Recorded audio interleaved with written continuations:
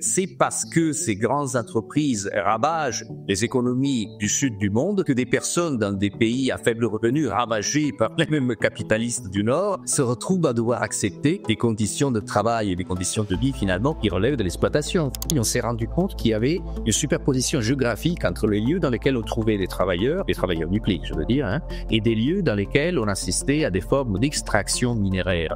Même les personnes qui ne doivent pas traiter des images de crimes de guerre ou suicides subissent des conséquences psycho-professionnelles qui sont liées par exemple à la répétitivité des tâches, à la pénibilité des tâches et à ne pas sous-estimer à l'isolement. Par exemple, le truc qui m'insupporte au plus haut degré, c'est d'entendre des Français qui se la jouent « on est colonisé » alors qu'historiquement, la France a colonisé la moitié du monde.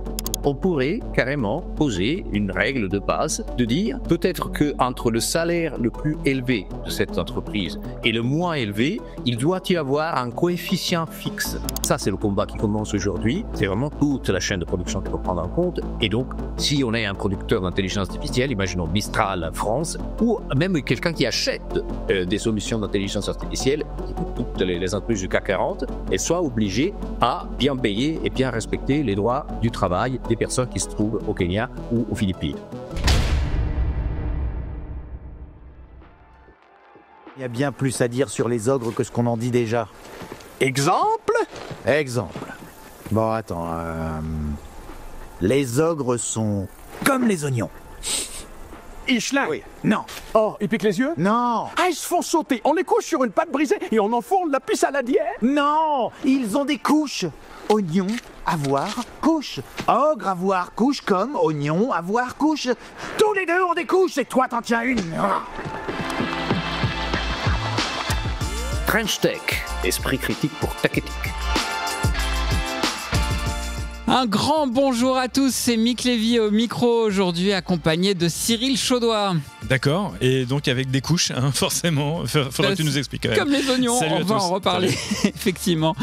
Bon les amis, c'est un nouveau chapitre de Trench Tech qui s'ouvre aujourd'hui avec cet épisode, puisque l'ami Thibault Lemann, qui était avec nous depuis le début du podcast, a choisi de prendre du recul sur cette belle aventure. Un petit peu de recul, bon voilà, ça fait partie de la vie des podcasts aussi.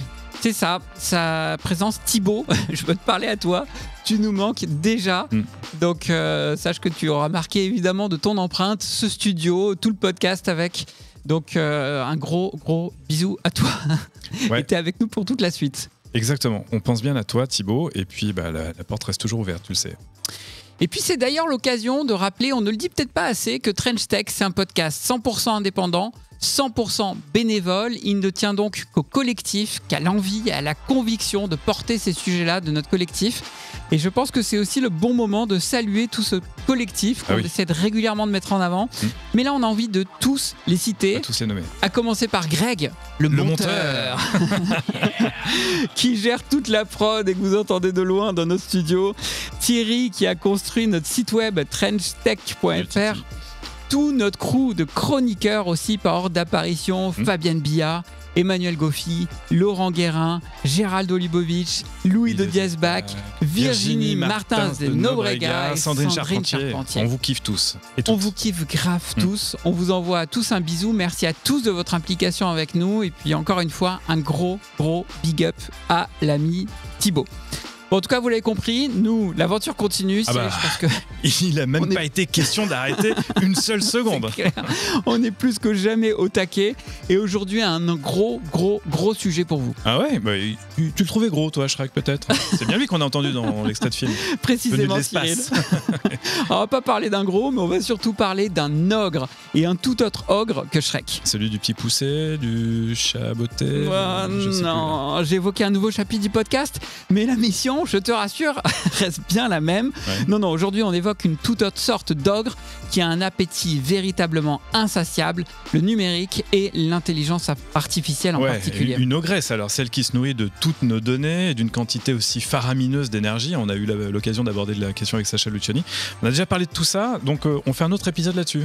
Non, rassure-toi, aujourd'hui, on va parler de la face cachée de l'intelligence artificielle et même de la face vraiment très sombre de l'IA. tout le travail, voire l'esclavagisme humain qu'elle emporte avec elle. Oui. Les fameux, enfin les tristement célèbres click workers, ceux qui éduquent entre guillemets les IA, l'arrière-cuisine n'est pas très propre. Exactement, on va voir que c'est une véritable nouvelle forme d'esclavagisme. Et aussi, on va parler de toutes les ressources naturelles extraites de la Terre, telles que les métaux précieux et les terres rares, eux aussi absolument nécessaires au fonctionnement de l'IA. Aujourd'hui, on vous révèle la face sombre de la tech. On vous emmène au plus profond de la mine. Préparez-vous, ça va secouer, c'est clair. Pour éclairer ce sujet, justement, on a un invité qui est allé, lui, dans la mine, dans les mines, qui est allé à la rencontre de ces click workers, c'est Antonio Casilli.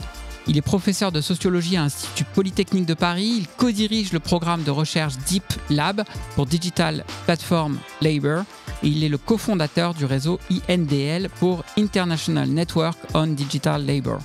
Parmi ses publications, disponibles en plusieurs langues, l'ouvrage En attendant les robots, enquête sur les travailleurs des clics, aux éditions Seuil en 2021. Un must-have. Oui, et il est également le co-auteur de 2 documentaires produits par France Télévisions.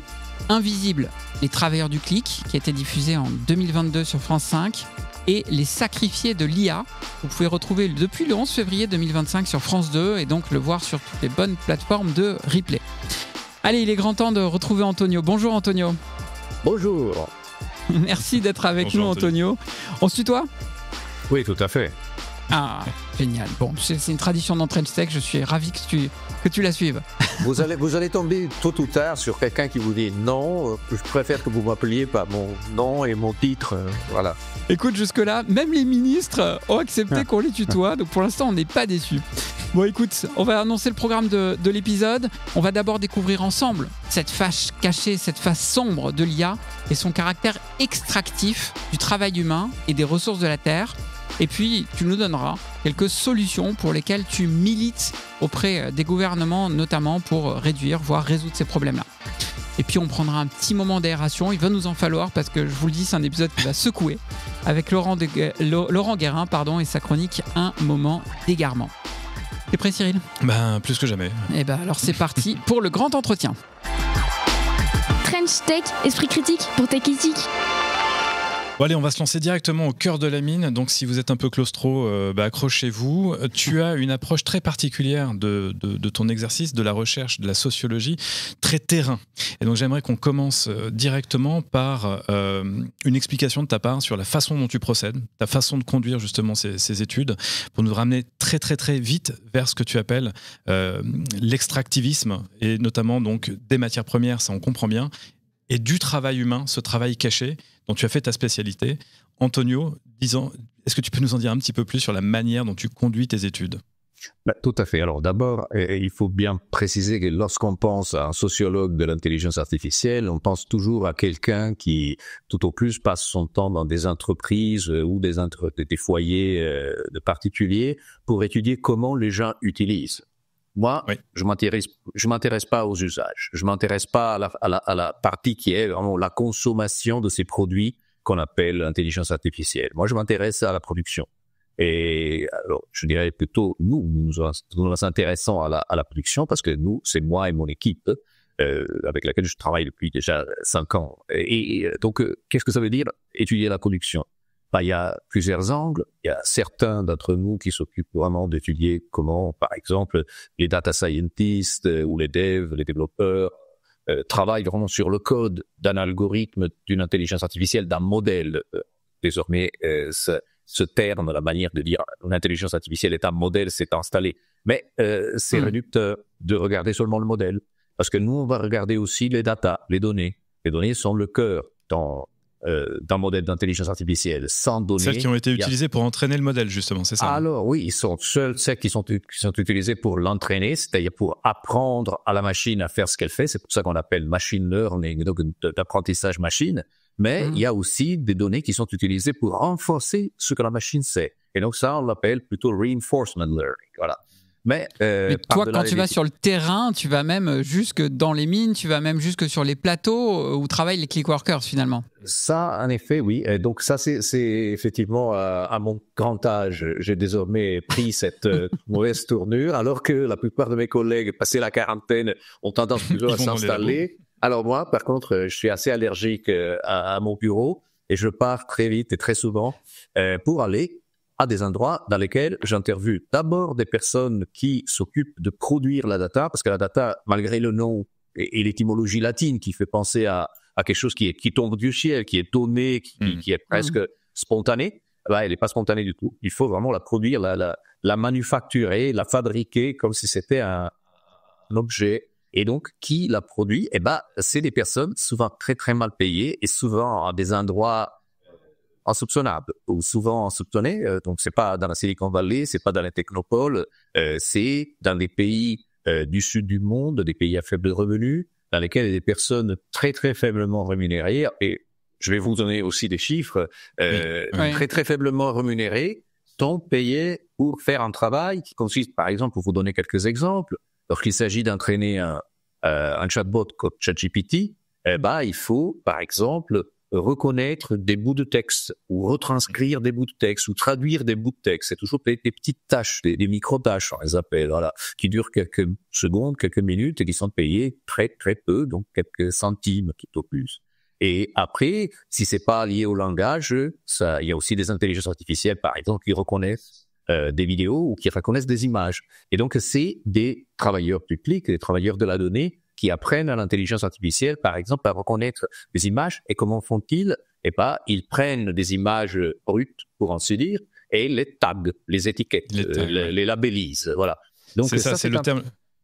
Ouais, le terme, c'est labellisé, tiré de l'anglais. Est-ce qu'on peut juste rentrer un tout petit peu dans le détail de comment ça fonctionne, parce que nous, ça nous parle. Je suis pas sûr que toutes celles et ceux qui nous écoutent comprennent bien comment ça fonctionne. C'est vrai qu'on a cette idée où on sait à peu près tous que pour entraîner le machine learning, il faut d'abord lui avoir donné énormément de quantité d'informations et de données. Donc, moi j'utilise souvent l'image du petit chat pour dire ça c'est un petit chat ou ça c'est un petit chien et puis on l'entraîne, etc. Donc là, c'est quoi concrètement? C'est que ces gens-là, ils vont dire sur chaque dizaine de millions de photos, c'est un petit chat ou c'est un petit chien ou c'est un petit écureuil ou je ne sais quoi. Ça c'est valable, pour des images, c'est valable aussi pour des bouts de texte, tu nous lisais tout à l'heure. Est-ce que c'est valable aussi pour aller labelliser des contenus qui relèveraient plus de la modération? On a souvent cet exemple-là aussi de choses horribles qui passent entre les mains et devant les yeux de ces gens-là, qui sont non seulement payés une misère, mais en plus qui tombent en dépression parce qu'ils voient des choses atroces. Est-ce que tu peux nous expliquer un petit peu ça? Tout à fait. Donc, si tu veux, ce qu'on appelle aujourd'hui la modération de contenu est une forme de travail du clic et de travail de la donnée. Parce que finalement, si certains travailleurs sont payés mal, on l'a dit, pour apprendre à la machine à faire certaines choses, par exemple reconnaître X ou Y, il y a aussi des personnes qui sont payées pour désapprendre, c'est-à-dire pour enseigner à la machine à ne pas faire. Et donc, en l'occurrence, une intelligence artificielle doit éviter d'avoir, des propos toxiques. Imaginons que ChatGPT est censé ne pas m'insulter ou me proposer des 1000 méthodes de massacrer mes voisins, etc., etc.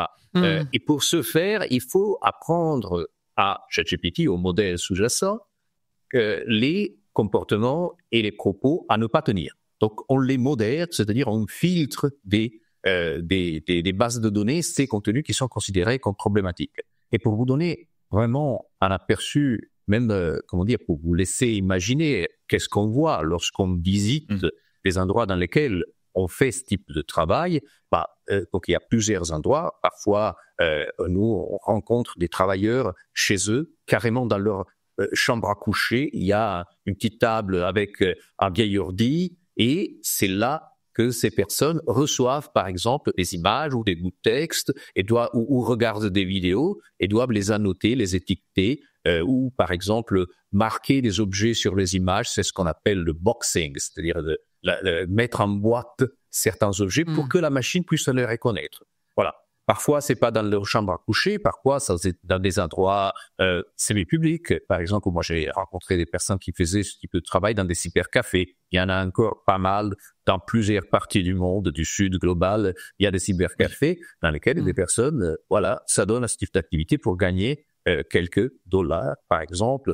Et après, vous avez aussi des situations un peu plus structurées. Là, parfois, on pénètre dans des véritables fermes à clics ou fermes à données. C'est-à-dire, on rentre dans des endroits qui sont des maisons dans lesquelles il y a à chaque chambre une vingtaine de postes et une vingtaine de personnes qui, à longueur de journée, regardent des images ou transcrivent du texte ou etc. ou écoutent du Ça me fait penser notamment. On est là, début février, au moment où on enregistre cet épisode. On sort de la grosse vague de buzz de DeepSeek et on sait qu'il y a des endroits, des provinces en Chine en particulier, où ce travail de labellisation de données pour entraîner les IA est totalement organisé, justement. Tu penses à ces endroits-là où c'est un peu les nouveaux sweatshops, en quelque sorte, des temps modernes, mais adaptés au digital et à l'IA? Non, dans le cas de la Chine, certainement, là, on a affaire à un pays et à un écosystème industriel qui est aussi un gouvernement central qui a beaucoup investi sur ce type d'activité de annotation des données, de entraînement de l'intelligence artificielle, et donc qui finalement a créé des endroits spécialisés pour accueillir ces travailleurs du clic. On les appelle des bases d'annotation, des bases d'annotation de données, et sont souvent des lieux qui sont qui peuvent parfois être carrément des anciennes usines désaffectées et après transformées en usines appliques, mais c'est des entreprises finalement ou des plateformes en réalité qui partent des programmes, par exemple, de aide aux personnes en très grande précarité. Donc, il s'agit de personnes, encore une fois, qui sont vraiment à un niveau de rémunération qui est à peine de survie. Aujourd'hui, avec DeepSeek, nous, ce qu'on a fait, c'est-à-dire, encore une fois, mon groupe de travail qui s'appelle Deep Lab, on a carrément sorti un rapport pour dire, là, écoutez, il y a quelque chose qui cloche, qui est très bizarre dans les allégations de DeepSeek qui dit avoir non seulement entraîné à 1% du prix de ChatGPT le même type de produit, et qui en plus dit que ça coûte rien en termes d'énergie, et en plus il dit qu'il n'y a pas d'annotateur, ou presque, il cite exactement 32 annotateurs. Dans leur document qu'on a consulté, on a fait tout un rapport, il cite 32 personnes par nom. C'est tous des Chinois. Et par contre, on se dit, c'est vraiment bizarre dans un contexte comme la Chine, dans lequel le gouvernement central a vraiment mis le paquet pour des politiques d'incitation de la création de ces usines appliques, que ces gens-là déclarent à peine 32 personnes. Donc là, peut-être on a affaire à une énorme armée de personnes qui travaillent, qui font du travail au noir. Hein. Il y a d'ailleurs les mêmes doutes vis-à-vis de DeepSeek sur la capacité réelle de calcul dont ils ont disposé pour entraîner DeepSeek. Bon, bref. Oui, il y a beaucoup de choses. C'est un peu un sujet à part. Yep. T'es sociologue. Quelle est la sociologie finalement de ces click-workers ? Chacun sa croix. Chacun sa croix, toi c'est celle-là. Quelle est la sociologie de ces click-workers ? C'est qui ? Est-ce qu'on peut en faire un profil un peu général ? Tu nous dis c'est dans le sud global, ok, voilà. Qu'est-ce que tu peux nous en dire de Je vais te taquiner un peu. Seulement les non-sociologues disent quelle est la sociologie d'eux pour dire quelle est la composition démographique ou sociodémographique. Allez, bref, mais je te comprends. Tu vois où je veux en venir. Ouais, bien sûr. Alors, grosso modo, on commence au bout de plusieurs années d'enquête, les nôtres, telles aussi de nos collègues Oxford, de nos collègues de l'OIT, qui est l'Office international du travail, on commence à avoir effectivement des données, même si, comme vous pouvez bien l'imaginer, les entreprises numériques ne nous laissent pas vraiment explorer leur véritable registre ou base de données. Mais donc, ce qu'on sait maintenant est que, d'abord, ces personnes-là ont tendance à être des personnes à la fleur de l'âge, c'est-à-dire des personnes qui sont normalement entre les 20 et les 35 ans. Ça peut arriver jusqu'aux 40 ans, 44 ans dans des pays du Nord comme la France, parce qu'il y a aussi des travailleurs du FIC en France, ou en Espagne, ou en Allemagne, etc. Donc, dans des pays du Nord, ça peut être des personnes un peu plus âgées.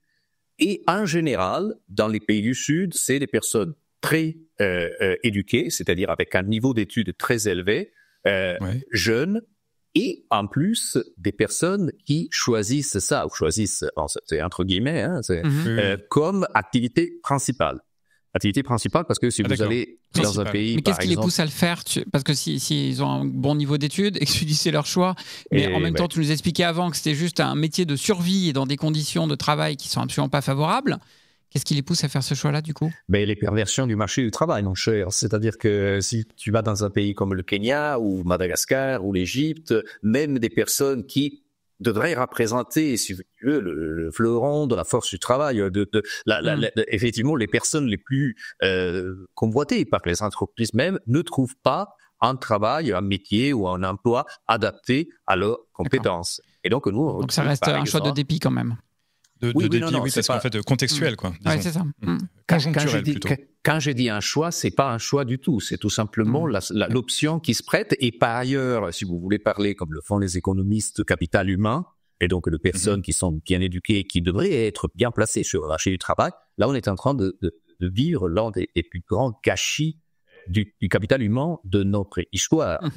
Parce que, effectivement, c'est les personnes qui, normalement, devraient être the best and brightest, comme diraient les Anglais, donc les plus brillants, et qui sont réduits à faire un travail qui est franchement abrutisant. Parce que c'est un travail qui consiste à regarder les mêmes objets, les mêmes images, ou attaquer les mêmes données à répétition. C'est un travail extrêmement, non seulement répétitif, et, usant, pénible, mais en plus, c'est un travail qui n'a pas vraiment d'issue en termes de carrière, même s'il y a certaines personnes qui, pour des motifs de besoins économiques, de nécessité économique, se trouvent à le faire pendant plusieurs années. En termes de métier abrutissant et qui est usant, pénible, au sens auquel on l'entend aussi quand on parle du débat sur la retraite, mais c'est un autre sujet, moi ça me fait penser à l'industrie textile, et dont on sait qu'il y a une exploitation, une surexploitation d'une main-d'œuvre dans des pays relativement pauvres, avec un chômage très important, où là aussi, il faut bien aller manger, donc on va le faire. Les scandales à répétition de cette industrie ont fait qu'un certain nombre de lois, de normes ont été imposées aux grandes enseignes internationales pour les obliger à aller vérifier la façon dont leurs fournisseurs organisent ce travail, les traitent, etc. Et je passe de côté aussi les aspects environnementaux, mais ça va souvent de pair. Qu'en est-il aujourd'hui? Parce qu'on vient de parler de DeepSeek. Alors, on sait que c'est un système différent en Chine, pour le dire simplement, mais on sait aussi que OpenAI paye à peu près 2 € par mois les gens qui vont faire ce type de travail. Qu'en est-il dans les grandes entreprises de l'industrie de la tech cette fois-ci en la matière? Est-ce que c'est suivi? Est-ce qu'il y a des normes qui sont imposées ou tout le monde s'en fout?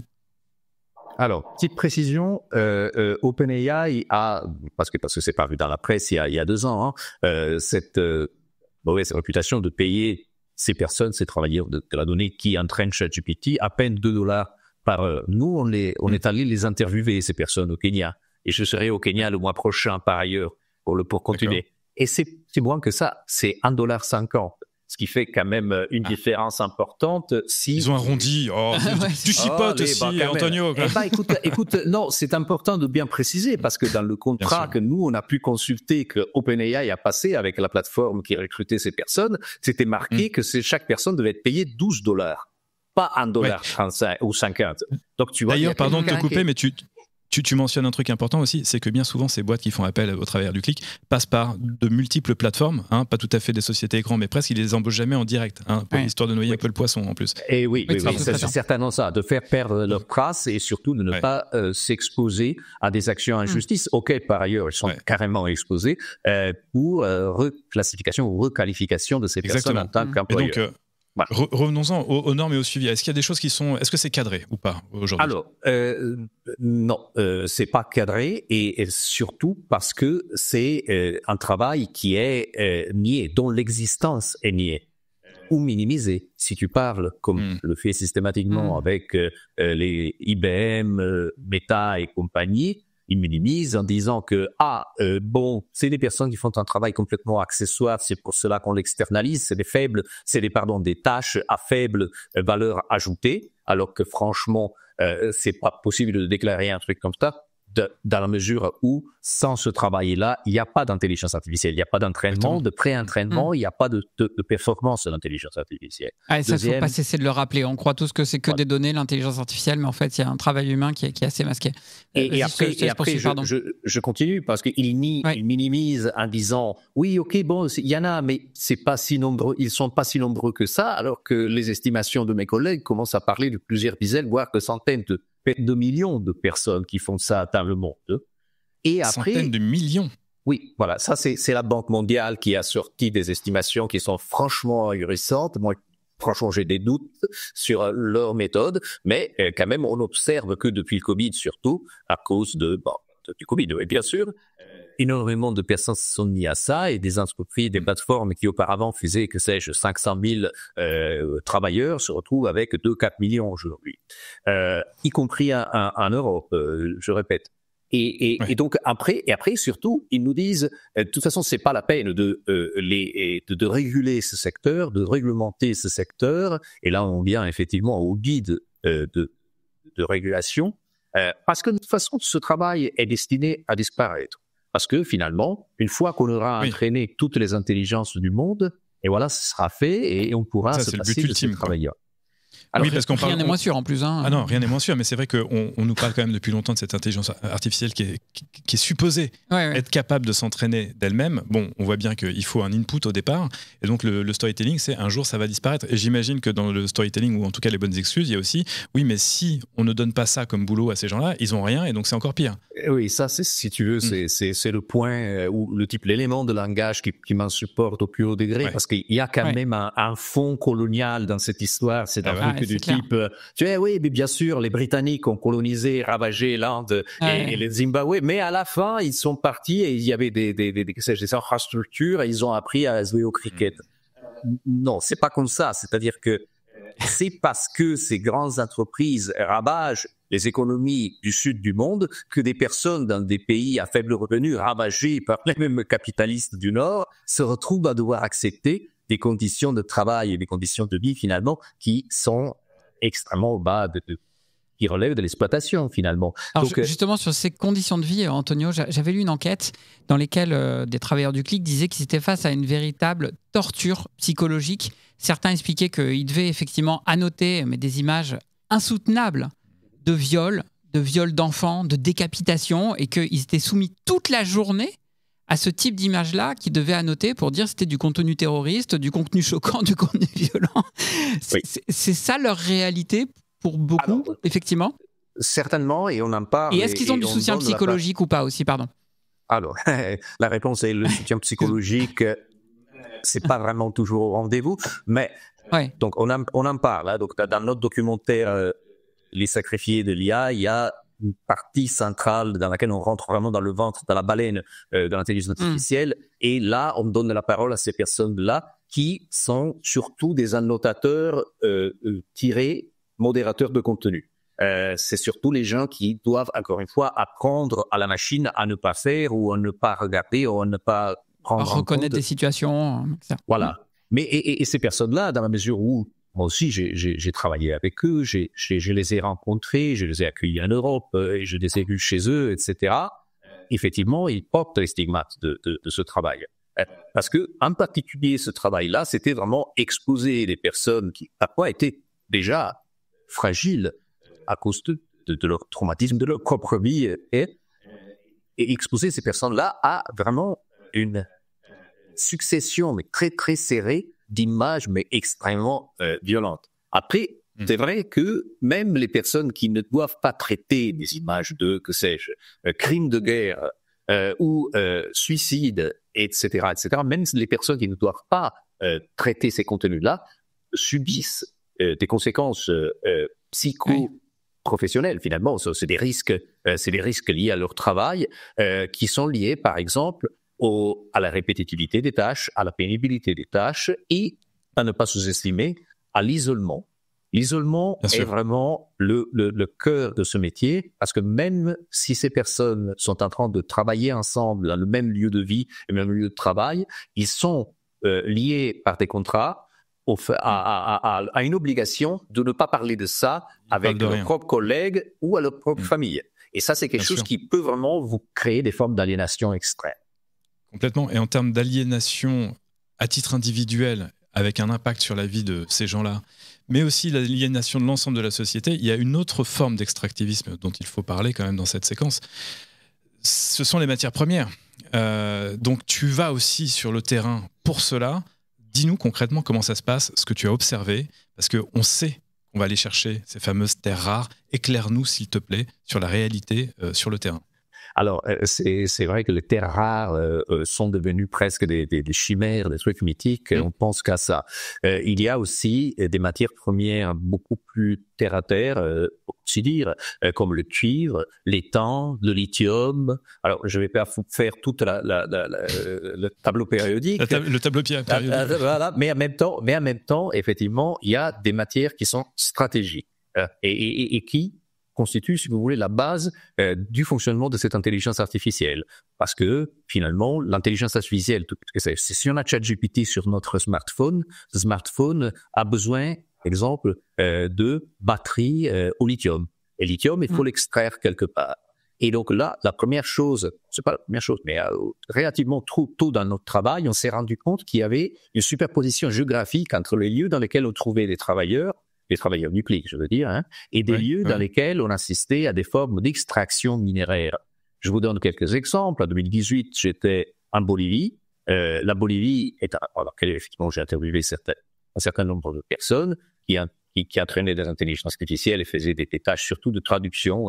Mais après, si vous vous déplacez de quelques centaines de kilomètres vers le sud, vous avez le plus grand gisement, le plus grand lac salé du monde, qui s'appelle Salar de Uyuni, dans lequel on a l'extraction de lithium. C'est les batteries, encore une fois. Et si vous voulez même rendre la chose encore plus métaphorique et montrer la superposition de travail et de la donnée, ce que tu disais, Cyril, à propos du textile et ce qu'on dit aujourd'hui à propos du lithium ou des matières premières pour la partie extractive de l'intelligence artificielle, on peut se déplacer encore quelques centaines de kilomètres au sud du Salar de Uyuni. Là, on tombe dans notre pays, c'est le Chili, et dans le nord du Chili, dans le désert du Atacama, vous avez en même temps les plus grandes décharges de vêtements jetés par des gens du nord du monde, surtout les États-Unis, mais vous avez aussi d'énormes centres de données, parce qu'il y a aussi des activités scientifiques qui se déroulent là-bas, mais vous avez aussi des énormes lacs salés, et à côté de ça, on a des usines de production de lithium. Parce que, et après, vous disiez au début, de manière un peu évocatrice, tu tombes, puis tu rentres dans les mines. Non, alors, en réalité, c'est surtout... C'est à ciel ouvert. Les ciels sont à ciel ouvert, voilà. Sont à ciel ouvert, tout comme, par exemple, on a passé vraiment pas mal de temps à Madagascar, on a interviewé des personnes à Tananarive, la capitale, des centaines de personnes à Tananarive, quand même, qui faisaient ce type de travail utile. Vous vous déplacez de 90 km et vous avez une mine de nickel et de cobalt.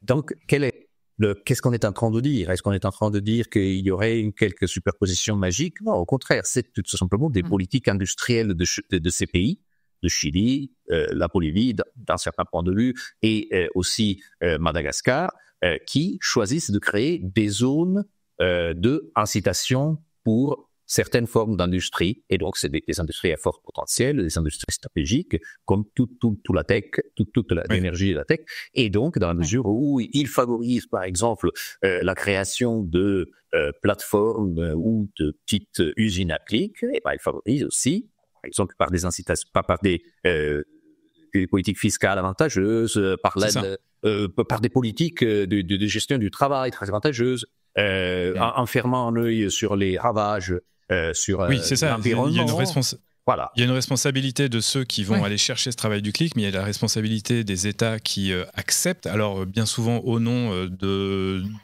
d'un développement économique, mais qui encourage, c'est leur stratégie économique dans ces États-là, d'exploitation de leurs ressources naturelles finalement. Exactement, mais avec des arguments. Je suis pas sûr que ceux qui en profitent le plus à la fin. On connaît l'histoire là-dessus, mais oui.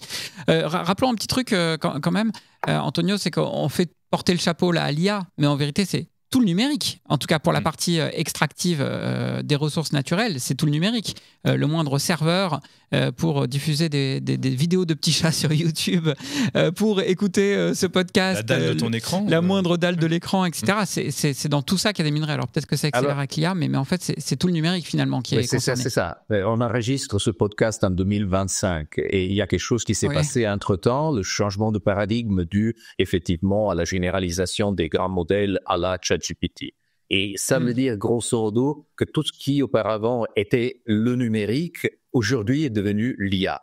Et c'est pas seulement une question de langage, de stratégie de langage ou de stratégie marketing, c'est que on est en train de fourrer de l'IA dans n'importe quel produit informatique, pour faire court. et que c'est difficile, effectivement, de ne pas avoir aujourd'hui une solution numérique qui, comme faisait d'un temps, est basée sur, que sais-je, des règles. Non, aujourd'hui, c'est basé sur des données. Et quelle est la différence? La différence, c'est qu'auparavant, un logiciel apprenait à faire sur la base d'un certain nombre de règles qui étaient codées. Et aujourd'hui, par contre, elle apprend à force de regarder des données et à force d'apprendre des données qui sont des exemples qui sont considérés comme la réalité du terrain, la réalité des usages.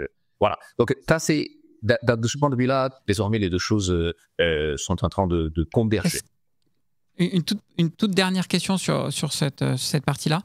Est-ce que le caractère extractif dans les mines des ressources naturelles de la Terre a quelque chose de propre au numérique et à l'IA? Ou après tout, je vais le dire de façon un peu directe, c'est la marche industrielle du monde qui se poursuit. Et puis depuis qu'il y a l'industrie, eh ben oui, on exploite des ressources minières et on extrait des ressources de la Terre. Qu'est-ce qu'il y a de spécifique au numérique finalement dans cette extraction? Alors, il y aurait certains collègues, surtout d'Amérique latine, où la notion d'extractivisme a été développée déjà le siècle passé, qui dirait que, en effet, c'est toujours la même histoire et que finalement, c'est aussi la même histoire depuis 5 siècles. C'est-à-dire, dans leur cas, depuis les grands voyages d'exploration et la colonisation occidentale vers la ruée vers l'or. Oui, voilà. Commencer là, peut-être. Et donc, on se retrouve finalement dans la continuité de cette logique. Et moi, je pense qu'effectivement, il y a énormément de continuité. Je suis un peu, par contre, prudent lorsqu'on parle on utilise des notions si chargées du point de vue historique, parce que d'une part, on a une tendance à les utiliser un peu comme des métaphores, et quand on les utilise comme des métaphores, on n'a plus de contrôle sur qui utilise ces notions-là. Alors, par exemple, le truc qui m'insupporte au plus haut degré, c'est d'entendre des Français qui se la jouent « on est colonisé », alors qu'historiquement, la France a colonisé la moitié du monde. Donc, voilà, attention, c'est pas une métaphore, c'est vraiment pour certaines personnes, pour certains pans de la population mondiale, c'est des centaines de milliers, voire des milliards de personnes, une réalité qui est la même depuis des siècles. Donc, de ce point de vue-là, oui, il y a de la continuité. Alors, cette discussion sur la continuité des précédentes révolutions industrielles me fait penser à quelque chose. C'est qu'au fond, peut-être qu'avec la pollution à l'ancienne, on n'était peut-être pas si mal. Et ça me donne envie de passer la parole à Laurent Guérin. Ah, tu vas voir pourquoi. Elle vient de loin, celle-là, tu vas voir. Mais tu connais Laurent Guérin et son moment d'égarement, Antonio? Bon, il va nous parler de la DeLorean et vous allez voir pourquoi je fais référence à la pollution façon old school. Tu bluffes, Martoni. Ton arme n'est pas chargée. Oups, un moment d'égarement. Alors aujourd'hui, Laurent, je le disais, tu nous parles d'une voiture mythique. Et attention, pas n'importe quelle voiture, un objet culte, mesdames et messieurs, du cinéma hollywoodien, une icône pop, que dis-je, qui a pourtant fait un flop, la DeLorean DMC-12. Et oui, même les moins de 20 ans connaissent la DeLorean DMC-12. Il s'agit en effet de la machine à remonter le temps de la trilogie culte Retour vers le futur. Des films sortis en 1985, 1989 et 1990 avec Michael J. Fox et Christopher Lloyd. Je te rappelle l'intrigue, non ? Je te rappelle pas l'intrigue ? Si ? Ok. Marty joue de la guitare, il est pote avec un savant fou qui a inventé une machine à remonter le temps. Voilà. 3 personnages centraux se partagent donc les affiches des 3 films, Marty McFly, Emmett Brown, dit Doc, et la DeLorean DMC-12. Peu de gens savent cependant que cet objet pointu aux allures de suppositoire, cette fusée kitsch se situant au croisement d'une Renault 20 et d'une Simca 1307, a été une vraie voiture. Si, avec des vrais roues et un vrai moteur, disponible à la vente. Attends, elle a vraiment roulé ? Là, j'avoue que tu m'apprends un truc. Et c'est qui déjà le fabricant ? Alors c'est John DeLorean, un ingénieur américain qui a connu un grand succès chez General Motors dans les années 60, qui crée sa propre marque et qui, à l'instar de Marcel, Louis et Fernand Renault, André Citroën, Ferdinand Porsche, Enzo Ferrari, Henry Ford, Walter Chrysler, j'en passe et des meilleurs, lui donne son nom. La DeLorean Motor Company, ou DMC, qui voit le jour en 1975. La bagnole, c'est l'opium du peuple, disait le chanteur Renaud. Le branding, c'est pas le nirvana des ingénieurs, zéro créativité. Je te rappelle quand même que Volkswagen signifie voiture du peuple en allemand, et que Audi a pour logo 4 cercles qui représentent des roues. Et ouais, 4 roues, 4 cercles, t'avais pas capté. J'ai aussi le logo Toyota pour toi, cette espèce d'insigne qui ressemble à un taureau, mais qui en fait incorpore toutes les lettres de Toyota, soit 6 lettres, enfin 4, puisqu'il y a 2 T et 2 O. Tata, yo-yo. Mais revenons à ce bon vieux John. Notre cadre jeune, connu pour sa capacité à innover, lève beaucoup d'argent, installe son usine en Irlande et commence la production de son unique véhicule en 1981. Carrosserie en métal inoxydable, porte à ouverture papillon, design futuriste réalisé par l'immense designer Giorgetto Giugiaro, à qui on doit notamment la Fiat Panda, mais aussi la Ferrari 250 GT et l'Audi 81, la légendaire Golf d'origine, celle de 1974, et la Renault 21. En fait, le mec devait travailler un jour sur deux. En tout cas, pour la Renault 21, il a dû s'inspirer de la DeLorean, mais c'est un four. Attends, mais what ? La Renault 21 ? Non, la DeLorean. Les premiers véhicules sortent de l'usine avec des défauts importants. Les journalistes automobiles n'apprécient guère cette voiture de sport lourde, aux performances limitées et à la consommation élevée. Et seuls 3000 véhicules des 9000 produits par la marque se vendent. DMC fait faillite en un battement d'aile de papillon en 1982. Son fondateur s'est planté sur toute la ligne. Il a misé sur un véhicule seulement. Il a embauché des ouvriers inexpérimentés afin de toucher des subventions. Il n'a pas tenu compte de la compétition et pour finir, il a été arrêté pour trafic de cocaïne sur un deal qui lui aurait permis de récupérer 24 patates alors que sa boîte en devait 17. Chacun sa méthode pour lever des fonds, hein. N'est-ce pas, Elon? Et dans un univers parallèle, Emmett Brown, dit Doc, achète une DeLorean DMC-12 à réparer et un flipper hors service en septembre 1984 par l'intermédiaire des petites annonces du Hill Valley Telegraph. Grâce à de nombreux ajouts et surtout du plutonium, il transforme la DMC-12 en machine à remonter le temps avant d'être assassiné par les Libyens qui lui avaient fourni le plutonium. La légende peut alors commencer. À défaut d'avoir connu le succès dans la vraie vie, la DeLorean DMC-12 de John DeLorean devient une icône de la culture populaire. French Tech, esprit critique pour ta critique. Bon, je sais pas vous, mais ça fait du bien de rire un petit peu en s'entendant. Je te confirme, on s'en lasse pas. Petite nostalgie sur la DeLorean, en effet, c'est pas mal. Bon, Antonio, dis-moi en plus. La DeLorean qui était le Supertruck des années 80, soyons clairs. Ouais, c'est quelque chose comme ça, qui s'est pas beaucoup vendu, effectivement. Mais...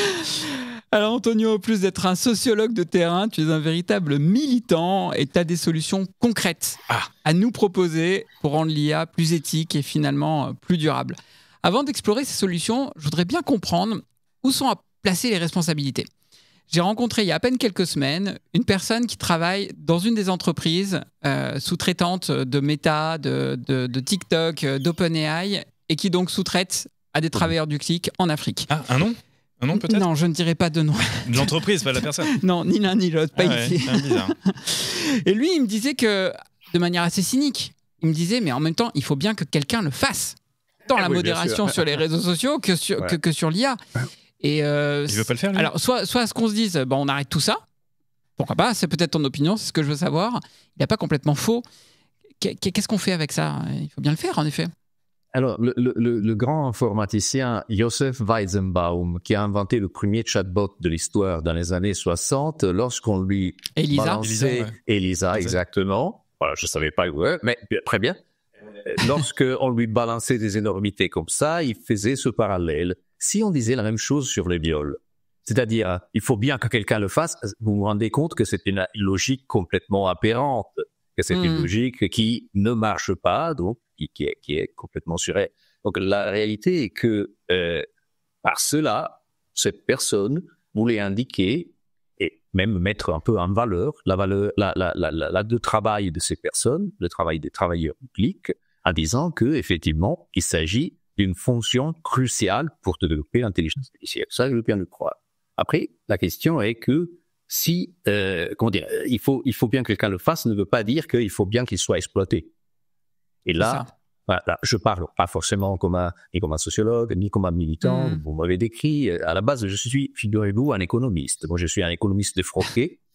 Et je considère qu'il y a un enjeu qui finalement est un enjeu de ce qu'on appelle la part du travail, c'est-à-dire la part qu'on donne, par exemple, sur les bénéfices ou les profits de notre entreprise au travail, qu'on reverse au travail. Alors, on a un problème là, parce que si on considère que OpenAI ou Meta ne sont pas seulement des entreprises installées dans la Silicon Valley qui ont quelques milliers, dans le cas de Meta, de centaines, dans le cas de OpenAI, de employés, c'est-à-dire personnes employées officiellement et payées très cher et bien reconnues, etc. Mais on considère que ces entreprises-là, en réalité, sont des très longues chaînes de sous-traitance globale.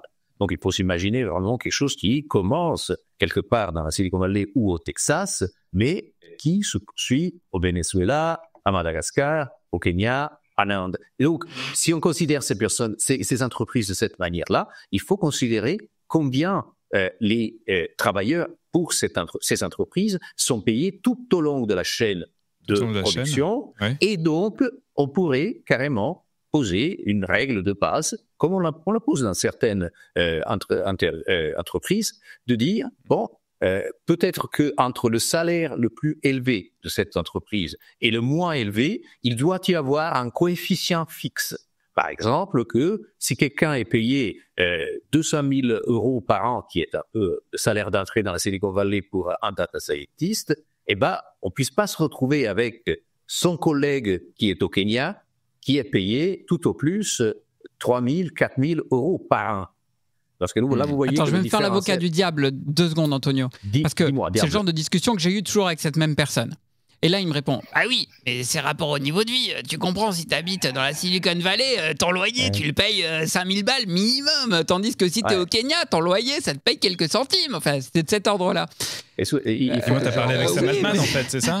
Il faut qu'on C'était pas Sam Altman, mais il était assez. Avec cette personne-là, parce que franchement, soyons clairs. C'est ça. Il y a un problème si on a une différence de niveau de vie et que, par exemple, vivre dans la Silicon Valley est un truc hors du monde parce que c'est vraiment exagéré les prix de n'importe quoi, de la bouffe au logement. Et au contraire, si dans des pays du Sud, on vit dans des conditions extrêmes, ça encore, c'est la faute de ces mêmes entreprises et de ce même système, finalement, de redistribution capitaliste. En fait, ça crée un cercle vicieux qui ne fait que amplifier les inégalités. Mais c'est intéressant ce que tu dis parce qu'on parle souvent des inégalités dans chacun des pays. Toi, tu montres par ce raisonnement que les inégalités, elles se creusent au niveau mondial, du coup même. Mais oui, dans les deux cas, c'est-à-dire qu'il y a un niveau d'inégalité micro, c'est-à-dire au niveau d'une ville, au niveau d'une région, au niveau d'un pays. On le voit, aux abeilles comme la France, on est bien placé pour le savoir, mais en même temps, les inégalités se creusent d'autant plus au niveau mondial et ça devient carrément paradoxal lorsqu'on considère que ces personnes-là qui font du travail du clic dans leur pays d'origine, ils sont considérés un peu comme des personnes qui sont dans une position de privilège relatif. Et même à l'intérieur des travailleurs du clic, il y a quand même des différences importantes entre ceux qui, par exemple, créent des groupes Facebook dans lesquels ils font un peu de crypto et qui donc revendent des services à leurs propres collègues et ceux qui sont vraiment en bas de l'échelle. Au Venezuela en particulier, nous, on rencontre des cas qui sont extrêmes d'inégalité à l'intérieur de la force de travail des micro-travailleurs, des travailleurs du clic, parce qu'on retrouve, que sais-je, des enfants, des vieils hommes et vieilles femmes qui font ce travail la nuit ou le matin tard, etc., et qui sont vraiment payés quelques centimes, qui, dans un pays comme ça, à la fin du mois, constitue quand même quelque chose d'intéressant. Et après, vous avez certains qui, normalement, c'est plutôt des mecs de la quarantaine avec une formation d'ingénieur, qui se positionnent, qui deviennent des intermédiaires ou qui deviennent finalement des dispatchers, qui trouvent qui centralisent les meilleures tâches et après les redispatchent aux autres. Ils essaient de se greffer au système et d'en tirer parti à leur manière. En tout cas, ce que je retiens, c'est que de la même manière qu'on parle de l'analyse du cycle de vie d'un produit technique en particulier pour pouvoir bien mesurer son impact environnemental, là, il faut raisonner en analyse de cycle de production de ce type de technologie, parce qu'effectivement, des boîtes qui sont valorisées pour certaines 150 milliards de dollars comme OpenAI ou plus de 3000 comme Nvidia par exemple, eh bien finalement payent quelques centimes d'euros des personnes à l'autre bout du monde qui pour autant sont considérées comme des sous-traitants mais qui devraient être considérés d'une manière ou d'une autre un peu plus comme des salariés un peu déguisés on va dire de cette entreprise. Et il y a un écart, une élasticité qui est beaucoup trop forte. Et parce que tu as mis sur le tapis la question de la sous-traitance, parlons effectivement des politiques. L'une des politiques possibles, il y a plusieurs politiques possibles et pour expliquer aussi comment je travaille. Alors dis-nous, je voulais y venir.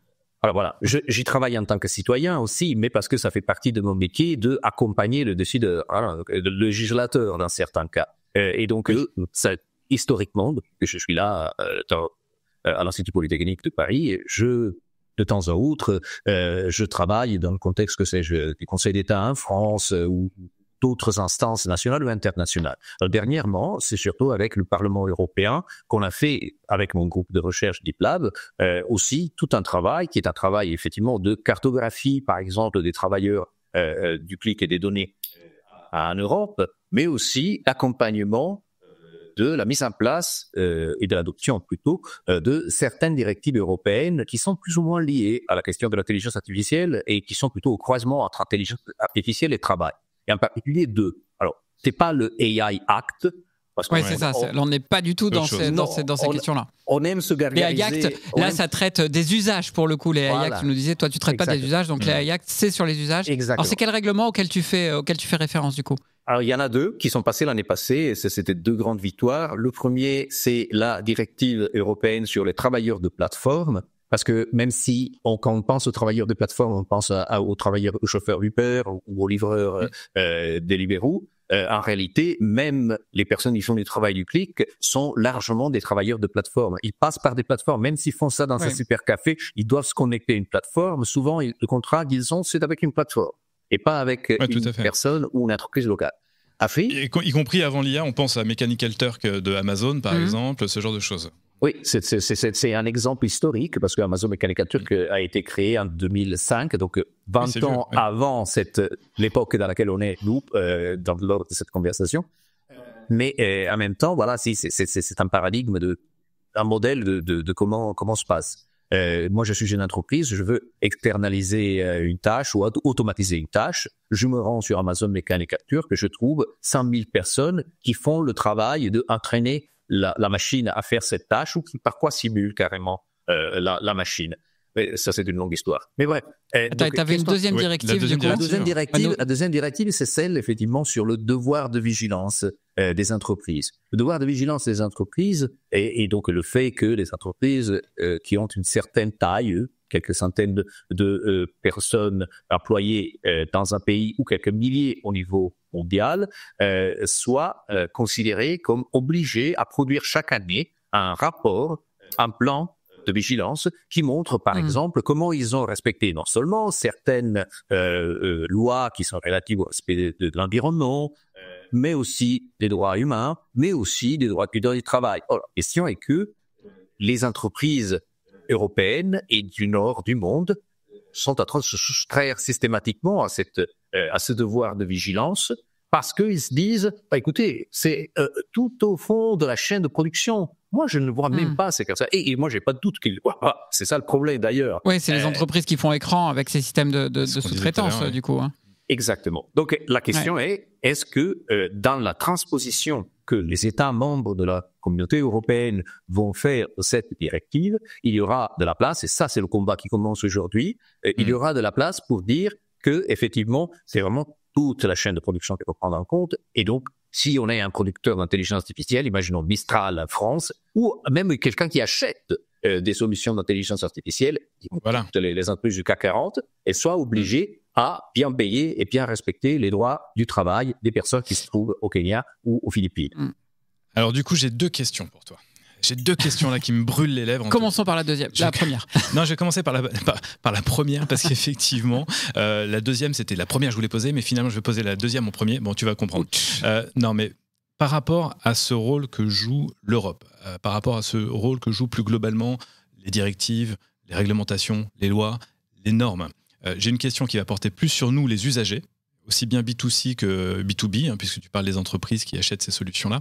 Mais d'abord, je vais enchaîner sur cette notion de directives qui peuvent peut-être finalement, depuis quelques semaines, à peine, quelques mois, passer sous les radars désormais, parce que j'ai lu, il y a quelques semaines de cela à peine, depuis l'arrivée de Trump au pouvoir, qu'il y a un certain nombre de politiques, et notamment français, qui sont les premiers à aller finalement demander à l'Europe qu'il y a tout un tas de directives portant sur la DEI, portant sur la préservation de l'environnement, et qui devaient enjoindre les entreprises à suivre ces sujets-là de façon sérieuse, qu'on a mis des temps immémoriaux incroyablement longs à tricoter. Finalement, stop, au nom de la compétitivité, il faut arrêter. Donc, est-ce que les directives pour lesquelles tu t'es battu et tu as conseillé, est-ce que tu y crois sur les 4 ans à venir et plus encore, ou est-ce que tu as l'impression que tout ça, ça va être un stop and go, voire un stop tout court? Moi, je pense qu'on a un problème en France, et ce problème s'appelle Macron. C'est-à-dire, c'est pas l'homme politique. Je pense que c'est la France représentée par son sont élus le plus haut placé. Parce que effectivement, l'administration actuelle française a vraiment ramé contre tout ce travail collectif que l'Europe a fait. Et quand je dis travail collectif, c'est aussi un travail sur une période relativement importante, parce que c'est autour de 2020 déjà que l'Europe a commencé à se doter de tout un paquet de règles et nouvelles lois relatives à la régulation de l'intelligence artificielle. Et dans ce contexte-là, la France a eu vraiment un rôle de saboteur. Donc, tout simplement, le retard, les coups tordus, c'est des choses qui sont largement documentées dans la presse, et c'est pas seulement... Pour quelle raison ? C'est au nom de la compétitivité française ? Et pourquoi la France serait particulièrement dans ce point-là par rapport à l'Allemagne, par exemple, ou l'Italie ? L'Italie, laissons la tomber, c'est vraiment un pays de... Bon, c'est un pays qui a quelques problèmes, on va dire comme ça fait 25 ans que je l'ai quitté, il y a une raison. Oui, voilà, Antonio, ton accent te trahit, hein, je veux dire. Ouais, c'est vrai, c'est ce petit accent du pays de Galles, mais bref... Que disais-je ? Non, le problème de la France... Alors pourquoi la France, c'est ça. La posture de politique industrielle française, lorsqu'on parle de technologies, celles qui furent à une époque les nouvelles technologies de l'information et de la communication et qui désormais sont transformées en intelligence artificielle, lorsqu'on parle de cette politique industrielle, la France a deux préoccupations principales qu'on peut résumer par deux slogans. Le premier, il faut rattraper le retard vis-à-vis des Américains. Donc, si les Américains ont viré fascistes, il faut rattraper le retard et devenir fasciste comme les Américains.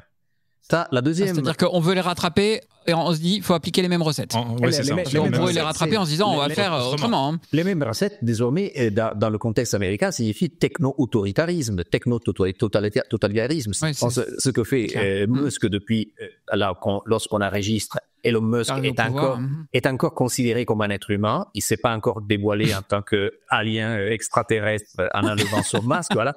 On est en février 2025. Ça me rappelle des mauvaises séries. Voilà. Mais surtout si on regarde ce que Trump, Altman, Zuckerberg et Musk ont fait au début de 2025, et c'est clair, c'est vraiment déclaré, c'est fort. Il y a vraiment des gens qui font des saluts nazis. Alors, mais clairement, donc du coup, pour pouvoir faire comme les États-Unis et se battre en termes de compétitivité, l'idée, c'est qu'on peut le faire en suivant le même modèle, et c'est plutôt ce qui semble arriver là en ce moment, ou poindre son nez, on peut le faire différemment. Alors, attends, il faut le faire différemment. C'est toujours la question de si c'est nous qu'on fait ça, alors c'est éthique. Parce qu'on le fait à la française. Parce que moi, j'ai souvent affaire à des personnes qui ont des discours complètement débiles du type, par exemple, faire des drones assassins qui tuent les enfants, c'est mal. Mais par contre, si c'est notre armée et que tue les enfants des autres, alors voilà, c'est dans le cadre. On fera mieux. C'est la bonne guerre, voilà, comme on dit. Et quand même, il ne faut pas sous-estimer le fait que j'ai dit au début, il y a deux slogans. Le premier, c'est effectivement pour rattraper le retard par rapport aux Américains. Et l'autre, c'est, si c'est pas nous, les Chinois vont le faire. Donc vous voyez, la France se représente toujours comme prise en sandwich entre deux superpuissances, qui était, si vous voulez, historiquement son rôle à l'époque de la guerre froide. Et donc, ils ont tout simplement remplacé les Russes avec les Chinois. Et par contre, moi je trouve vraiment malsaine l'attitude qui consiste à dire, écoute, nous on va être très penchés surveillance de notre propre population d'abord et après les autres, colonialisme technologique, c'est-à-dire qu'on va vendre des armes et des technologies d'intelligence artificielle dans tous les pays du sud du monde, parce que, grosso modo, il faut faire comme font les Chinois. Ça, si vous voulez, est complètement débile. Pas de troisième voie à l'indienne, pas de troisième voie. Et bien malheureusement, la troisième voie, on la voit. C'est-à-dire que la troisième voie est la France qui est en train de saboter ce que cet effort collectif représenté par l'Europe. Et après, soyons clairs, je ne suis pas en train d'angéliser, d'iréniser la vision de l'Europe. L'Europe est un enfer de bureaucrates et de lobbyistes. Mais en même temps, c'est aussi quelque chose, comment dire, un ensemble d'institutions qui parce qu'elle est renouvelable d'un certain point de vue à 350 millions de personnes, désormais je ne sais pas plus combien on est. Effectivement, elle doit répondre aussi aux citoyens. Et donc, de ce point de vue-là, on ne peut pas faire chevalier seul par ce contexte. Et alors justement, avec cette mention du citoyen, on arrive à ma deuxième question. Si je veux moi-même ne pas être hypocrite, j'utilise l'intelligence artificielle, générative entre autres, ça m'arrive, oui. Et puis j'utilise probablement de l'IA sans même le savoir, avec tous les devices que j'utilise, etc. Et je suis des millions de personnes, et en l'occurrence des Français, des Européens, tout ça. Et en plus, j'ai une entreprise. Et donc, je suis tenté d'utiliser ces intelligences artificielles pour tout un tas de bonnes choses, notamment les fameux gains de productivité, mais on n'a pas le temps de débattre de ce sujet-là. Du coup, tout ce que l'on se dit depuis tout à l'heure, c'est un brin culpabilisant.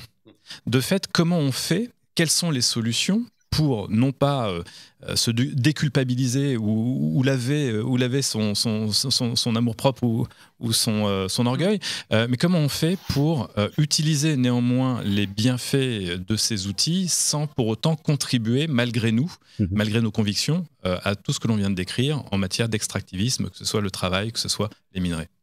Alors, disons que, effectivement, comment dire, ton dilemme moral est celui qui traverse la plupart des personnes qui nous écoutent, parce que effectivement, on est confronté à une question de responsabilité individuelle. Moi, je dirais que d'abord, soyons un peu provoques. Je pense que la responsabilisation des individus face à ces problèmes qui sont des problèmes systémiques, qui sont des problèmes globaux, finalement, est un piège.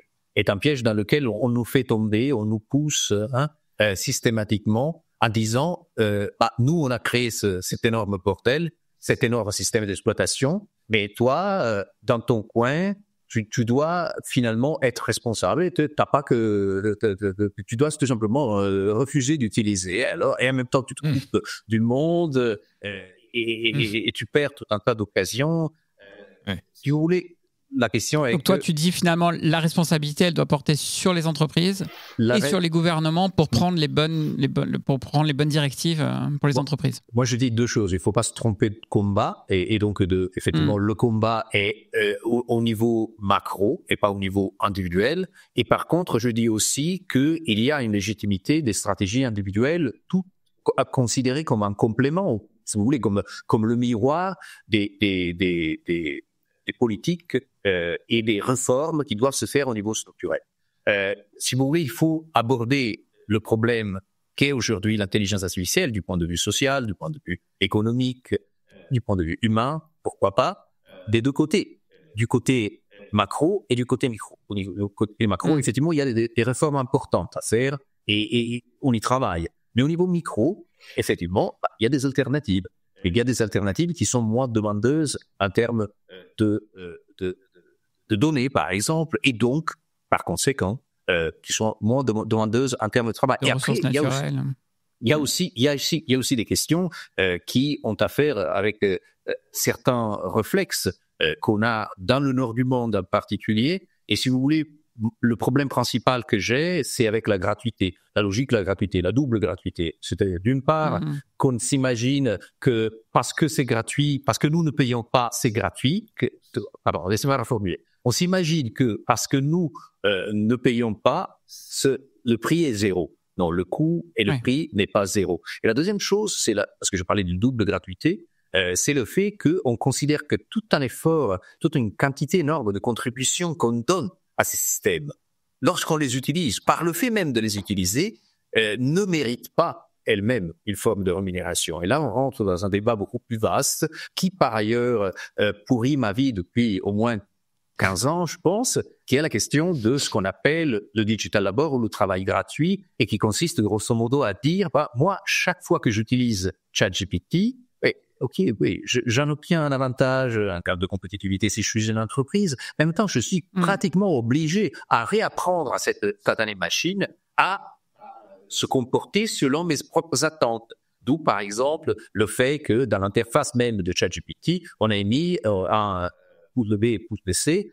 pour indiquer que, voilà, il faut donner ce qu'on appelle du renforcement, du reinforcement learning dont on parle. Oui, on est nous-mêmes des travailleurs du clic au quotidien quand on les utilise. On est un peu tous des travailleurs du clic. On peut penser au CAPTCHA aussi, où quand tu veux accéder à un site web, on te demande de reconnaître où sont les passages piétons sur des photos qui deviennent de plus en plus floues au fur et à mesure que les intelligences l'apprennent mieux. Tout ça pour prouver à un robot qu'on n'est nous-mêmes pas un robot, un truc de malade. On peut appeler ça clairement par son nom, c'est du gros foutage de gueule. Merci messieurs. Ça me rappelle une phrase de Louis de Diesbach qui nous disait, coucou Louis d'ailleurs, si c'est gratuit, c'est que quelqu'un en paye le prix finalement. Ouais. Antonio, un grand merci. Cette petite heure est passée beaucoup trop vite. Ah oui. On a encore une tonne de questions. Moi, je te propose de revenir peut-être dans 15 ans, puisque ça fait déjà 15 ans que tu as du recul sur ces questions-là. On refait le point dans 15 ans. J'aurai encore plus de cheveux gris. Antonio, de toute façon, a déjà annoncé la couleur. Il a mis une espèce de petite pierre blanche dans l'émission pour ceux qui nous écouteront en 2030, 2040, 2045, quand Musk et ses copains seront partis sur Mars, effectivement. Petite pensée pour vous. Pas sûr qu'ils y arrivent. Hein. Le scénario pour moi est qu'à un certain moment, lors d'un discours public, il enlève son masque comme dans cette série Visitor. Oui, c'est ça. Effectivement, c'est un lézard en fait. Mais oui. Alors là, on tombe dans le complotisme à fond. Total. Oh non, si peu. Moi, je vous propose qu'on reste sur cette belle perspective. Un grand merci Antonio pour cette heure passée avec nous et tous les enseignements que tu as partagés. C'était hyper intéressant. Merci beaucoup. Top. Merci Antonio. Et pour vous qui nous écoutez, restez bien avec nous. C'est l'heure du débrief. Tech, esprit critique pour Tech Éthique. On avait promis un épisode qui allait secouer. J'ai pas été déçu. T'as pas été déçu. Ah si, peut-être juste sur un point, c'est-à-dire que les mines, elles étaient quand même un tout petit peu moins en dessous de la terre qu'à ciel ouvert. Hein. T'as vu la métaphore, finalement, il fallait rester quand même à ciel ouvert. Le point assez incroyable, j'avais lu effectivement que c'était des dizaines, des centaines de milliers de personnes, il nous dit peut-être même des millions de personnes qui sont des click workers, qui nourrissent la bête, mais dont le métier, c'est de nourrir la bête. C'est-à-dire pas comme nous qui juste fournissons des données sans vraiment le savoir et sans vraiment le vouloir. Oui. Là, c'est autre chose. Ils donnent de leur travail pour nourrir l'IA. C'est leur boulot, très très mal payé. On le savait, on l'a déjà dit. Je me souviens notamment d'un patch tech de Fabienne Billa qui avait fait son thème sur les click workers. Moi, ce que j'ai retenu notamment, c'est vrai qu'on sait que ces click workers, ils vont labelliser les fichiers, les données pour pouvoir dire ça c'est ceci, ça c'est cela, etc., etc. Et dans le principe de la modération, ce dont on sait aussi, c'est qu'ils sont exposés à des horreurs. On l'a rappelé 2 fois dans cet épisode. J'ai bien aimé la phrase d'Antonio qui dit oui, on a besoin de ces gens-là pour apprendre. Mais ce qu'on oublie peut-être un petit peu, ou ce que l'on ne sait pas, c'est aussi pour désapprendre à l'IA, pour éviter qu'elle nous insulte, pour éviter qu'elle nous donne la recette de la bombe agricole, pour éviter qu'elle nous montre des horreurs. Et ça, on l'a un petit peu en tête. D'ailleurs, il y avait une expérience de Microsoft, je crois que c'était en 2016, avec un chatbot qui s'appelait Tay, qu'ils avaient mis sur Twitter et qui était auto-apprenant, donc sans aucune modération. Il apprenait uniquement du dialogue des tweetos et qui était devenu complètement raciste. Très très peu de temps. Je crois qu'ils avaient dû le couper au bout de 2 heures parce que ça faisait du grand n'importe quoi, négationniste, etc. Une fois de plus, ça vient accréditer le fait que ça n'est que le reflet de ce que l'on fait, ce que l'on est, ce que l'on dit. Et sur ces click workers, il rappelait donc des conditions de travail effectivement abominables. Psychologiquement, ça conduit à une forme d'isolement psychologique qui est très dangereuse. Et puis un chiffre qui fait mal, $1,50 de l'heure. Oui. Alors que OpenAI annonce à peu près 2 euros. C'est-à-dire que déjà OpenAI assume un chiffre qui est juste hyper bas, ça il l'assume. Et en plus, c'est encore plus bas que ça. C'est incroyable quand tu as l'éthique finalement de ces entreprises de communication. Enfin, le plus grave, c'est leur salaire ou les séquelles psychologiques qu'ils endurent. Salut Greg, t'étais là. Greg le monteur était parmi nous.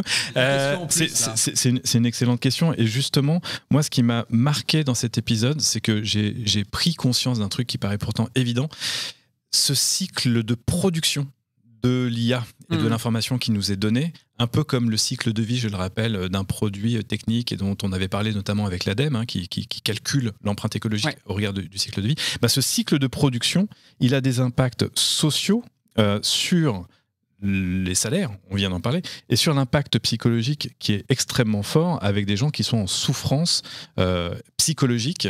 Et nous, finalement, quand on utilise ces outils, c'est très très loin de notre esprit et peut-être d'y penser de temps en temps, la prochaine fois qu'on va prompter, se dire qu'il y a des gens qui ont été derrière pour entraîner et que ça ça pollue également. Ça, on le dit à tous les épisodes. Complètement. Mais en même temps, il disait il faut arrêter avec cette responsabilisation des individus. J'ai beaucoup aimé sa phrase. Il a dit c'est un piège. Alors, moi, je suis persuadé qu'il faille le faire en conscience. Voilà, quand même. Et que quand on utilise de l'IA, c'est en conscience.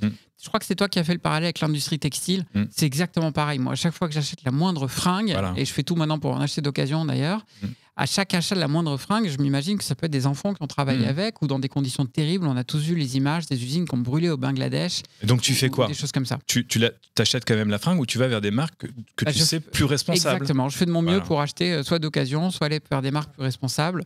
J'espère que ça va aussi ressortir sur la tech. C'est notamment les logiciels open source pour certains de nos usages, pas tous. Je ne connais pas encore l'IA d'occasion qu'on peut trouver sur Vinted, mais il faut voir, on va peut-être y penser. Bon, en tout cas, il donne aussi des solutions et il dit les solutions finalement sont à la fois de responsabilisation des entreprises. Ces entreprises-là ne le feront pas de se responsabiliser toutes seules, donc il faut agir avec la loi. Responsabilité des politiques. Et là-dessus, il a quand même mis un énorme taquet à la France, je cite, qui aurait saboté les bonnes volontés longuement tricotées par l'Europe. Donc là, la France en a pris pour son grade. Il y a un énorme débat, je trouve, là-dessus dans la communauté tech, entre l'envie de rattraper le retard d'un point de vue technologique et de la compétitivité nationale et européenne. C'est tout l'enjeu, Mick. Et de trouver la bonne voie pour le faire sans trahir les valeurs européennes. Mais c'est tout l'enjeu. C'est-à-dire que, évidemment, on a envie d'être compétitif. D'abord parce qu'on est dans un système où économiquement, il faut quand même trouver, sinon prendre sa place. Et d'un autre côté, cette compétitivité, on ne peut pas systématiquement se retrancher derrière pour laver tous nos soupçons de mal faire et faire comme les États-Unis ou, comme nous le rappelait Antonio, ne pas laisser la place aux Chinois. Ce n'est pas une raison suffisante pour ne pas prendre en considération tous les problèmes qu'on a évoqués dans cet épisode. Ce qu'on disait là, la troisième voie, mais pour l'instant, parce elle n'est pas facile à trouver. On dit ça, mais j'ai pas forcément la troisième voie non plus. C'est moi. C'est ça. C'est toi la troisième voie. Voie. Mais oui, c'est pas mal. C'est Greg le monteur, la troisième voie. French Tech. Et voilà, plus ou moins 60 minutes viennent de s'écouler et normalement, votre regard sur cette phase sombre de l'intelligence artificielle est maintenant plus tout à fait la même qu'au début de l'épisode. On espère que ça vous a plu et si c'est effectivement le cas, French Tech est 100% bénévole, 100% indépendant. On a besoin de vous pour nous soutenir. Laissez-nous un avis sur Apple Podcast, mais c'est 5 étoiles sur Spotify. Levez un pouce sur YouTube ou un commentaire. Parlez-en autour de vous, mais aidez-nous à propager l'esprit critique pour une tech éthique. Car comme le dit Antoine de Saint-Exupéry dans Pilote de guerre, la grandeur de ma civilisation, c'est que 100 mineurs s'y doivent de risquer leur vie pour le sauvetage d'un seul mineur enseveli. Ils sauvent l'homme.